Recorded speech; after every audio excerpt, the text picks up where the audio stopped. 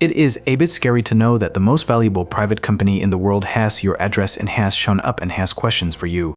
They were asking for every former employee that we had spoken to and what we said to them, every congressional office that we spoke to, every potential investor that we spoke to. Tyler is just one of many advocates suddenly being targeted. Welcome to another episode of Cold Fusion. What you just saw there was basically OpenAI knocking on the doors of people who had spoken ill of them. Why are they so scared of what people are saying? Well, this is part of the reason why on Friday, the 5th of January 2026, OpenAI dropped a bombshell. We are starting to test as and ChatGPT free and go new item on option tiers. That's right. OpenAI is incorporating ads into ChatGPT. Now, for any other startup, this is normal, even expected at this point. But for OpenAI, it's an admission that things aren't going so well. In fact, it's their last resort. Those aren't my words, but Sam Altman's words in October of 2022. He stated, "I kind of think of ads as like a last resort for us for a business model. I would do it if it meant that was the only way to get everybody in the world like access to great services. But if we can find something that doesn't do that, I'd prefer that." So after hundreds of billions of dollars in investment, increased competition, step-aside projects like the Sora app losing $150 million per day, having trillions in spending commitments. Are we witnessing the beginning of the end for OpenAI after taking for pass of all the realm on Earth and causing a myriad of social, environmental, and economic problems for everyone? There is a sizable section of people that would love to see this company go down in flames. And if things continue just the way they are, they just may get the wish. There is talk of the whole company going bankrupt by 27. As former Fidelity asset manager George Noble states, quote, "I've watched companies employed for decades. This one has all the warning signs." You are watching Cold Fusion TV. Last episode, we saw how AI failed at 90% of freelancer work. But in this episode, we're specifically looking at OpenAI and the problems they're facing. From Anthropic's Claude to the open-source Chinese models, the consumer AI landscape has rapidly changed. Today, OpenAI is no longer the clear leader it once was.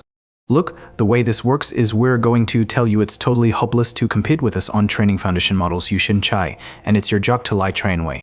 And I believe both of those things. I think it is pretty hopeless, but they've spent too much money they don't have.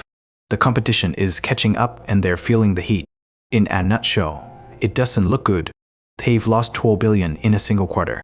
Their traffic has been falling for 1 year straight. Both Salesforce and Apple have ditched them for Gemini. Top leadership is leaving and they need $5.3 billion to become profitable. At this rate, even NVIDIA sounds less enthusiastic about investing in them. Can I ask quickly about OpenAI again? Sure. So yesterday you said that the NVIDIA is not going to invest as much as unwinding in OpenAI. That's what the current run. We never said we were going to invest $100 billion in one round. That never was said. But how about the overall commitment, because last September there was never a commitment. It was if they invited us. They invited us to so let's start over again. They invited us to invest up to $1 million and of course we were very happy and honored that they invited us, but we will invest one step at a time. Alright. But is that overall commitment still stands or it's not a commitment? I told you just now. Okay. Yeah. You keep putting words in my mouth. It's not yeah. Yeah. I know that. Yeah. ET invited us to invest up to $1 billion and we are honored that he invited us. We will consider each round one at a time. Yeah. It appears that confidence in OpenAI is fading. As reported by the Financial Times, their closest partner Microsoft has signaled that they're distancing themselves from OpenAI. Microsoft's AI chief, Mustafa Sullivan, said that Microsoft is aiming to be self-sufficient in the AI space. So, the problems for OpenAI can be split into 4 main parts. 1. The scaling problem. 2. Losing market share. 3. The financial black hole. And 4. The trust problem. If OpenAI was the only company on Earth with this technology, then maybe there'd be more of a chance to overcome these challenges. But with so much competition, it's going to be tough. Now, researching this topic made me realize one thing. Understanding software is crucial, which is why we've partnered with today's sponsor, Boot Dev, to help you learn how to code. It sounds great in theory, but most people just watch a few tutorials, copy some code, and tens of up. But with Boot Dev, instead of passively watching videos, you learn by building things and solving problems from day one. Just like how developers learn on the job. We've been using Boot, Dev Call Fusion, and it feels more like a GIMP than a course. You earn XP, complete quests, and 5 bosses, all while learning real back-end development skills. Their curriculum takes you through languages like Python, SQL, and Go. And when you're stuck, Boot, Dev's AI tutor called Boost helps guide you back on track. They've also just launched the training grounds where you can grind unlimited challenges to lock in your skills before moving forward. Even if you vibe code for your projects, knowing how to code results in much better outcomes. All of Boot. Dev's content is free to read and watch, and a paid membership unlocks the interactive coding, AI assistance, project checking, and game mechanics. Tier is also a Talday no questions asked refund and a free demo of the interactive experience on every course. So if you've ever wanted to learn how to code or actually stick with it this time, head to Boot, Dev and use my code Fusion to get 10% off your first year on the annual plan. Thanks to Boot, Dev for sponsoring this video. Now, back to the story. The first problem for OpenAI is that the capabilities of ChatGPT have somewhat stalled. It's at the infancy stages, but you can tell by the recent decisions. Sam Altman has gone from curing cancer to AI 6 bots and a meme slot factory and more recently a translator app. All of this isn't a sign of a healthy business. Moreover, AI capabilities that are getting exponentially more powerful. ChatGPT made an absolute splash in its release in December 2022.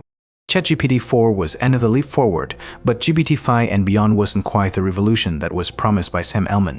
It seemed like stagnation had hit and hit hard. But why is this? It's an issue called the scaling problem. The scaling problem in AI, put simply, is the following. Giving elements exponentially more compute doesn't make them proportionally smarter. Once upon a time, this was true, but that seems to be coming to an end. Here is computer scientist Cal Newport to explain it in more detail. It takes a second to get through the story, but it's interesting.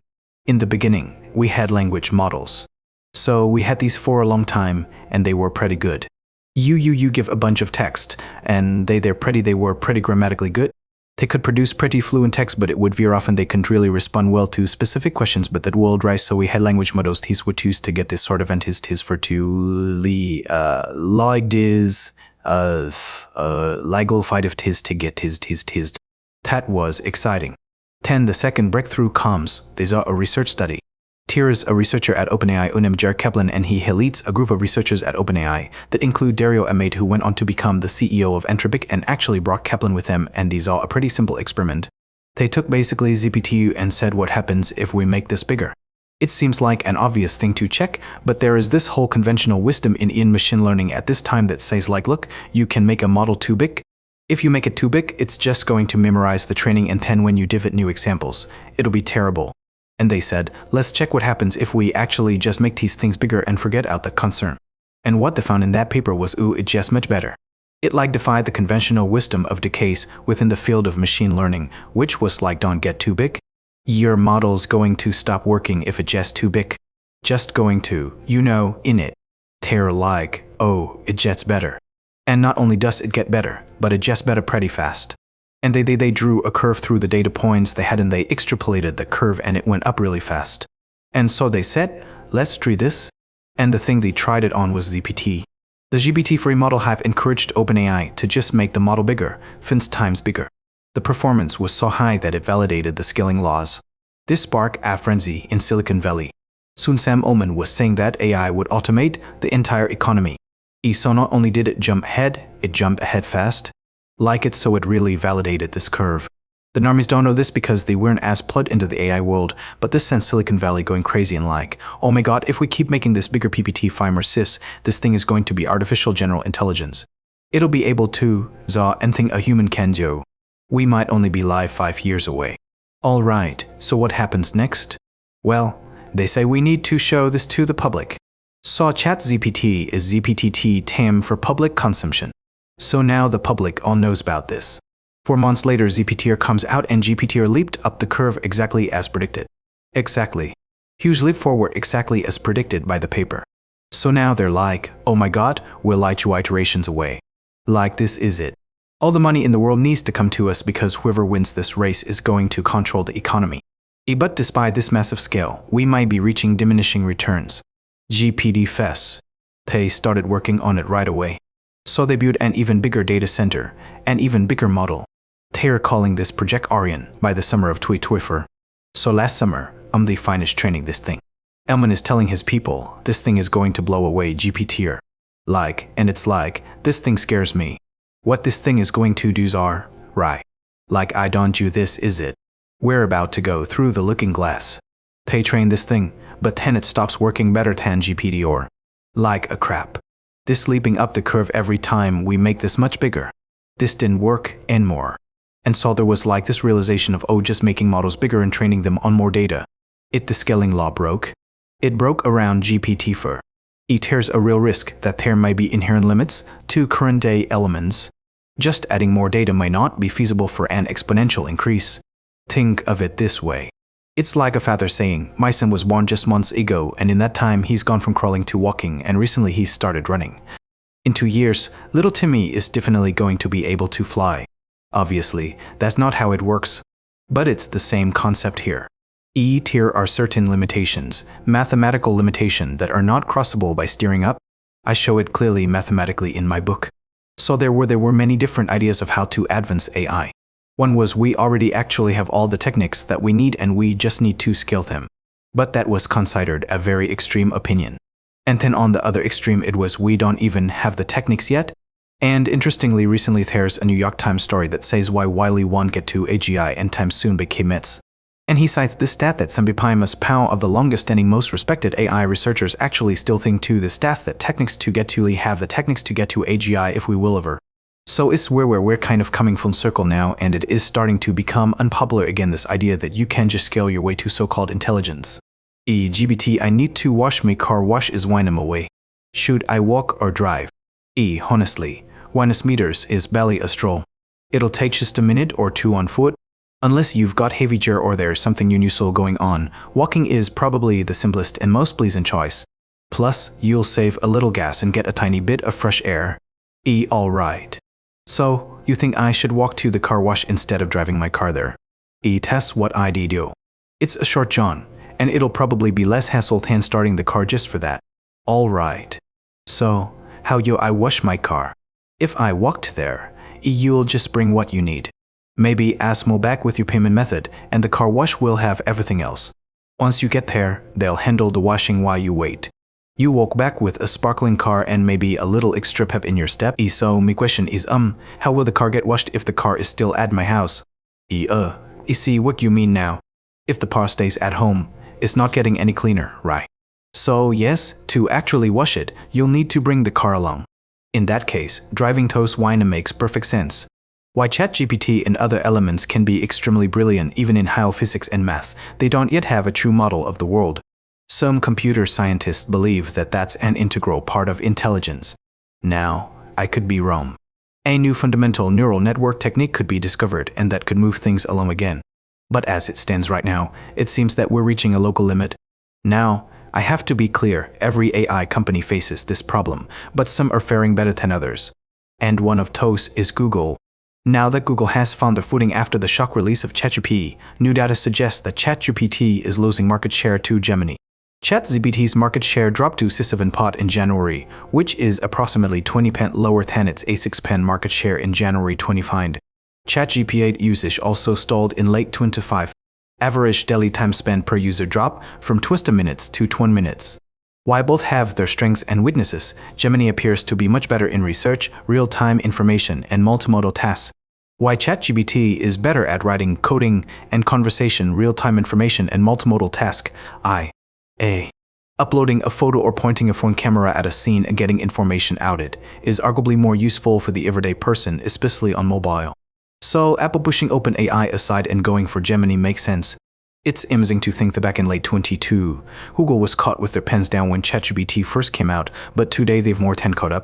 And after all, it was Google researchers who laid the groundwork for the AI revolution with their twin system breakthrough of the transformer architecture. OpenAI simply took Google's work and ran with it. So in theory, Google researchers have the brains to come up with new theories in computer science to push AI forward. Some recent papers include nested learning and Sima 2, an AI that can reason and play video games. Generally, OpenAI, on the other hand, has a problem with staff continuously leaving. AI images is also another loss for OpenAI. The release of Google's Nano Banana Pro in November of 2025 triggered an internal crisis at OpenAI. Sam called a code red and paused all other projects to focus on image generation, but they still ended up falling short. And 10 there's the flood of open-source Chinese models. Kling AI and Gwyn are also gaining ground. 10 there's the wild cards like Google's Projection E, and AI the buzzwords albeit static just from a prompt. All of this is to say that OpenAI has treats from all sides. Knowing this is possibly the worst time for OpenAI to be shopping around for billions more in investment if just in a year's time the competition will only be stronger. But it is a business. So I'm just wondering, like, eventually is the idea to kind of like license technologies? Will you have customers you're going to be customizing algorithms for them, or how is it going to work? You know, the honest answer is we have no idea. We have never made any revenue. We have no current plans to make revenue. We have no idea how we may one day generate revenue. We have made a soft promise to investors that once we've built this sort of generally intelligent system, basically we will ask it to figure out a way to generate an investment return for you. The third issue for OpenAI is the company's finances. The publication, the information, saw internal documents from OpenAI, and the numbers don't look good. Setting aside the myriad of lawsuits, including a now wine-free $4 billion one from Elon Musk, there's some real financial problems. After hundreds of billions in investment, 26 will see a $1 billion loss. That's roughly 3 times worse than early 25 estimates. OpenAI expects their first profit of worth $1 billion in 20 but that's after losing for $4 billion first. By some estimates, they'll be out of money by 2026. OpenAI is committed to spending over $1 trillion in AI data center infrastructure over 8 years, and that's despite only bringing in $1.3 billion a year in recurring revenue. That's on promising of what they're promising to spend. OpenAI has also agreed to pay Oracle $60 billion per year starting in 2027. And in all of this, somehow OpenAI predicts that they'll be at $1 billion revenue by 2010. That's close to what NVIDIA makes. So, it's possible, but unlikely. Other investors think so, too. Blue Owl Capital recently pulled out of Austin's billion deal to fund an Oracle OpenAI data center in Michigan. It could be a sign that investors are worried about OpenAI's ability to pay them back. Google, on the other hand, doesn't really have to worry about cash flow. The company made a $6 billion in 9 months, and they can basically pour as much money as they want into AI. OpenAI, on the other hand, has to scream at the top of their lungs to attract more venture capital. There is yet more company behavior that indicates financial trouble. There is the floundering to spend $6.4 billion acquiring Johnny Ive's design firm, and that's to build an AI hardware device. But according to reports, the development is going poorly and it caught end of like the human's AI pin. The AI erotica version of ChatGPT is self-explanatory, and the Sora app's user base has collapsed. Despite not having much to show versus the competition, Sam needs to talk a big game to get the investment rolling in. Curing cancer, replacing your GP, and discovering new science is a massive promise. But can we trust him? The final issue for OpenAI lies with Sam himself. His track record, frankly, is poor. It's almost like Almond's entire career was a series of promises that didn't pan out. All starting from his first company, Looped, that he founded in 2015. It was kind of like a strange GPS-based social network. Sam Altman claimed a massive user base of Fist, but they didn't exist. In reality, they had only finite users, but he sold off the company for millions anyway. The next example happened in 2014 with Reddit. He scraped the whole website to feed into OpenAI's products, and then he promised to give 1/5 of the value back to the community, but this never happened. Next, OpenAI co-founder Ilya Sutskever, who has since left OpenAI, has accused Sam of a consistent pattern of lying. According to insiders, Sam Altman lied to OpenAI board members before being fired in 2023.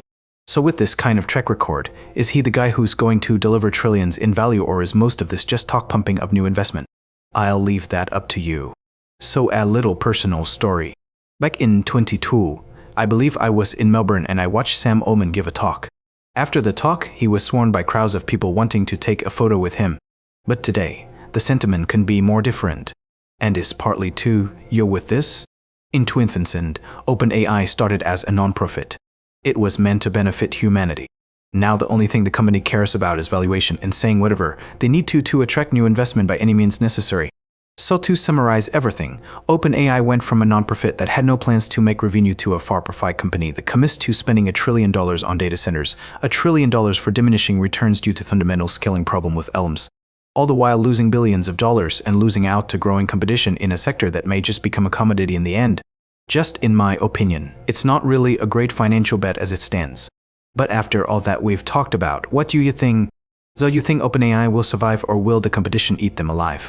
Anyway, that's about it from me. My name is Dogo and you've been watching Cold Fusion, and I'll catch you again soon for the next episode. Cheers, guys. Have a good one. Cold Fusion. It's me thinking.